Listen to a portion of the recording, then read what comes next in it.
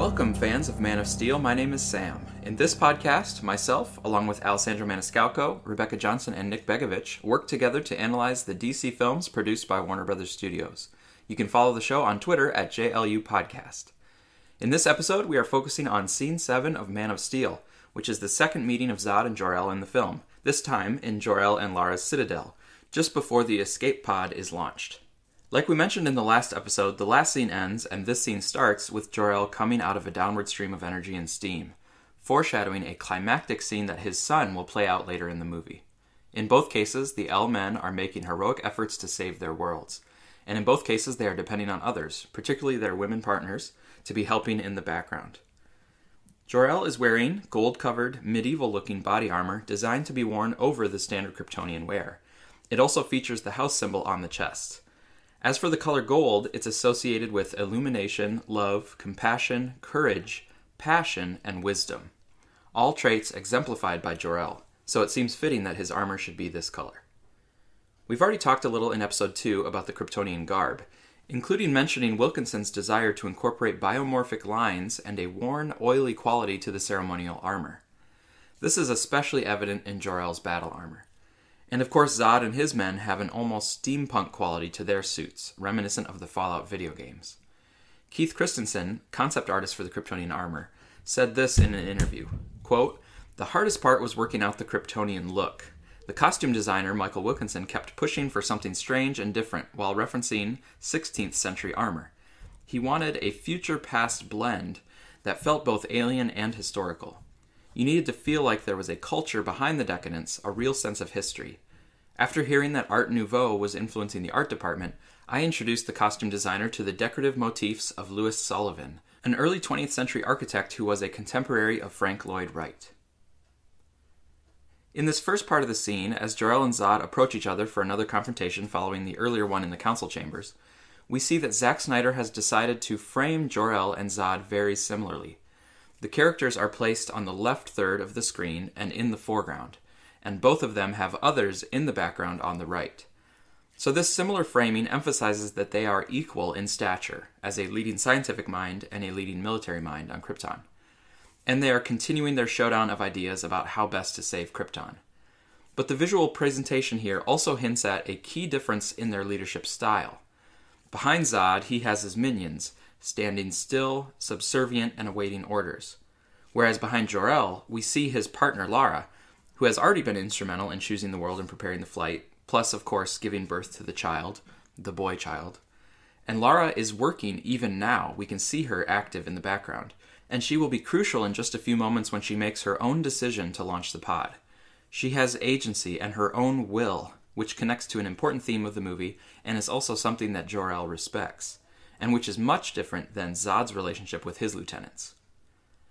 As shown in Scene 4, Zod's men saw Jor-El taking the Codex. Zod here acknowledges this by saying that he knows Jor-El stole the Codex. His choice of words is interesting because when Kel-X warned Jor-El that breaching the Genesis chamber is a punishable Class B crime, Jor-El responded by saying no one cares anymore because the world is coming to an end. And yet Zod does care and acknowledges Jor-El's crime. Zod, to some extent, is clinging to his rigid order and his rigid ideas, rather than evolving with the situation as Jor-El is doing. As we saw in the council chamber, Zod has mutinied and claimed himself as would-be ruler, hoping to impose his own militant laws on Krypton now. He offers Jor-El his life in return for surrendering the Codex to him. But that's not something that's in Zod's power to offer, given the coming end of life for all of them. Jor-El tells Zod that Krypton has a second chance, and condemns Zod's desire to play God by choosing which bloodlines have the right to live. Of course, this becomes ironic later in BVS, when Lex argues that this is exactly what Superman does, when Superman chooses who to save and who not to save. But here in Man of Steel, we are seeing an emphasis being built up on the importance of Kal-El as carrying the hopes of Jor-El, and indeed Krypton, for a better future, an idea that his mother will also voice right before she dies. Zod replies to Jor-El asking, "What have you done?" He can only guess that Jor-El has done something like putting the Codex, the source DNA for Kryptonians, into baby Kal-El. BVS parallels this by having Jor-El's son, Kal-El, say to Lex Luthor, "What have you done?" after Lex put his own DNA into Zod to create Doomsday. Jor-El finally confesses to someone that he and Lara have had a child through natural birth, which goes further to inform us, the audience, that Kryptonians have been strictly bred artificially via the Genesis chambers. And it gives a bit more context to the opening scene of Kal-El being born and the pain Lara must have experienced on a planet ill-prepared for the labor of natural childbirth. It's also significant that Jor-El says his boy child will be free. He will be free, free to forge his own destiny. With this quote, Jor-El ties two important themes together. We have Kal-El, naturally conceived as an embodiment of the theme of the natural versus the artificial, a theme addressed in great depth by the Man of Steel Answers podcast. And there's also the theme of freedom of choice. Kal-El won't be assigned a role in Kryptonian society as is their way, nor will he be under anyone's authority on Earth due to his godlike abilities. Kal-El will have a chance to make choice in determining his own path, and Jor-El places a great deal of hope into that prospect. Had we seen Zack Snyder's full Justice League story come to fruition, it would have been interesting to see the thematic connection of Superman, in fact, not being free, but for a period of time being under the control of Darkseid through the use of the anti-life equation. But here in Man of Steel, upon hearing these thematic ideas from Jor-El, Zod is having none of it. He is physically angered by the mere thought of these things and calls it heresy. This is a subtle nod to the religious overtones in this Superman arc, and General Zod, whose sole purpose is to preserve Kryptonian life and culture, sees it as heresy because they are counter to the ways in which Krypton has operated for so long. Again, Zod is not able to adapt or evolve from the traditional order of things, nor to accept a lack of control. He orders his men to destroy Baby Kal-El's ship to put a stop to it and to claim the Codex for his own. Jor-El was prepared for conflict and uses some kind of energy-based rifle to shoot Zod's soldiers. The weapon has a nice visual effect of particles lingering in the projectile's wake, suggesting the blast may leave behind a residue or affect the particles around it as it passes through the air. Zod attacks Jor-El, and the two get into a scuffle, which results in Jor-El's weapon cutting a big gash on Zod's face that will leave a scar, creating a distinct look for the character throughout the rest of the film, and even into BVS with Doomsday. The scar for Zod must also serve as a constant reminder of Jor-El's heresy and of Zod's failure to, as he sees it, save Krypton. The fight between Jor-El and Zod continues and intensifies, and this is a subtle way of revealing the flaws with their job system of governing, as Jor-El, the scientist, completely outmatches Zod, the warrior, who only lands one sucker punch at the start of the brawl. It could be viewed as undermining Zod's threat level as a fighter, which of course matters quite a bit later in the movie, but it is nevertheless plausible that Jor-El could get the upper hand in a fight. As far as we know, many people on Krypton might train in hand-to-hand combat, including Jor-El, it would seem. And just because Zod is a general and a leader does not mean that he is necessarily the best solo fighter. His emphasis might be broader tactics and strategies. Although it's still fair to say that Zod's military training puts him well ahead of Superman's formal training, or lack thereof, later in the movie. A fun thing to note at the end of this fight is that it results in Zod kneeling before Jor-El. And as Jor-El and Zod were fighting, Lara had continued forward with the launch. Zod, having lost the physical fight, now tries to appeal directly to Lara, telling her that the Codex is Krypton's future and orders her to abort the launch. Later on, Zod will similarly entreat Superman not to destroy the scout ship, as it will doom Krypton.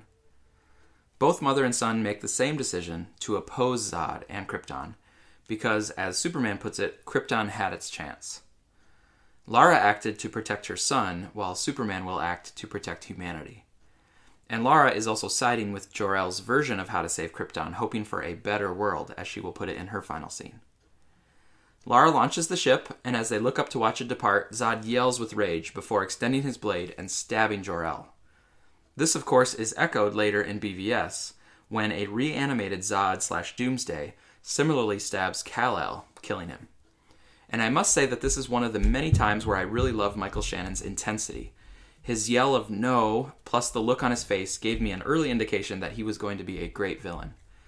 Also, this yelling in agony on his knees at what he thinks is the end of his species' future has an echo later when Superman yells in agony at the end of the movie, having killed the person he presumes to be the last of the Kryptonian species besides himself. Lots of great foreshadowing in this whole prologue sequence. This moment with Zod also reveals that he's losing his grip.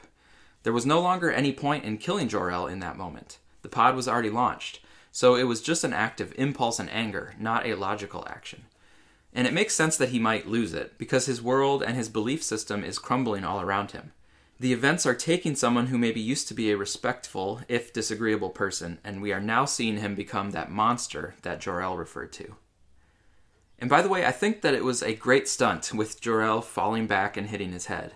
I've always loved that moment. It really stood out to me from the start as something that makes me shudder and almost makes the back of my head hurt. I think there was also a similar shot in 300 that Zack Snyder did with one of the Spartan soldiers also falling back and hitting their head. So it's maybe a stunt that Zack Snyder likes as well. And after Jor-El falls to the ground, Lara runs to his side, just as Lois will with Superman and BVS. Zod then asks Lara where she has sent her son. This is the first we hear of his name, as she responds that his name is Kal, son of El. She adds that he is beyond your reach, because she assumes Zod won't be able to catch or find him in the far reaches of space to where she has sent him. This is taken as a personal challenge to Zod, and of course a harbinger of the plot for the rest of the movie. And even though Lara says he's beyond Zod's reach, as we will later see, Zod is able to physically find him. But even then, Kal will still be beyond Zod's reach in terms of being a better man and something greater than Zod could ever hope to be. But for fear that Lara is right, Zod acts quickly, ordering his men to bring the ship down before it gets away. One of Zod's ships climbs up into the air and locks onto Baby Kal's ship, giving us another interesting look at how Kryptonian technology displays three-dimensional images, by showing a radar display. However, before they can shoot at Kal's ship, the military aircraft is shot down by the serendipitous arrival of Kryptonian forces, who surround Zod and his resistance, ordering them to lay down their weapons. And by the way, I really appreciate how clearly they filmed that explosion in the sky, making it obvious to the audience that it was Zod's ship that was destroyed, and that the pod was still safe and made its jump out into space. Action movies with less skillful directors can often muddle these moments visually, and audiences have to try to pick it up later or just try to infer what happened. As the scene ends, we have a vengeful-looking Zod glancing up at the ships, with the shot showcasing the cut to the side of his face. And the scene transitions with the blinding light shining at Zod from the hovering vessel. That's our analysis of Scene 7 of Man of Steel. It's an important moment in the Superman mythos, with baby Kal-El rocketing out to safety from the doomed planet Krypton. Superman, this child of two worlds, has left Krypton the Father, a metaphorical seed released into space, on its way to find Mother Earth. Thank you so much for listening. We will continue with Man of Steel and the trial of General Zod in our next episode. You can find bonus content on our Patreon site, and you can also support the show and help kick us into gear by donating at patreon.com/JLU podcast.